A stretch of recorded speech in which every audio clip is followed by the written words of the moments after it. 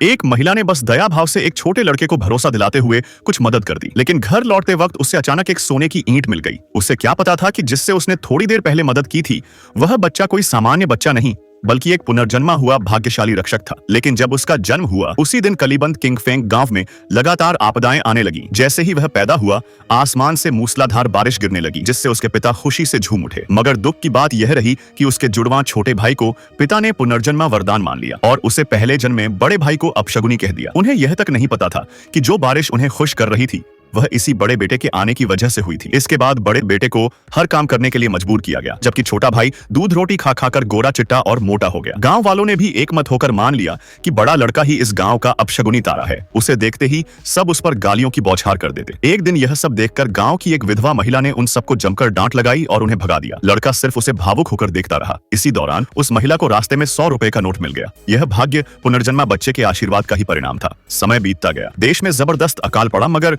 उस लड़के के पिता और उनका परिवार शहर जाकर आलीशान फ्लैट में रहने लगे। वो गांव लौटे ताकि बाकी परिवार को भी शहर ले जा सकें, लेकिन जाने से पहले मां ने चुपके से पिता को एक और बुलाया और उन्होंने उस छोटे लड़के को गांव में ही अकेला छोड़ दिया। लड़का रोते बिलखते गाड़ी के पीछे दौड़ता रहा, मगर किसी ने भी उसकी ओर पलटकर नहीं देखा। अब सवाल था कि केवल 5 साल का यह बच्चा खुद को कैसे जिंदा रखे। वह होटल गया कुछ खाने के लिए, मगर होटल वाले ने उसे अपशगुनी कहकर खाना देने से मना कर दिया। गांव वाले भी आते ही उसे भला बुरा कहने लगे। इसी वक्त विधवा महिला वहां पहुंची। उसने अपने जूते उतारे और गाली देने वालों पर फेंक मारे, उन्हें डांटकर भगा दिया और अपने लिए खरीदा हुआ पराठा उस बच्चे को दे दिया। लड़के ने भावुक होकर उसे धन्यवाद कहा, लेकिन जब वो महिला घर लौट रही थी तो उसे रास्ते में एक सोने की ईंट मिल गई। आगे की कहानी जानने के लिए चैनल को सब्सक्राइब करें और कमेंट करें। पार्ट 2।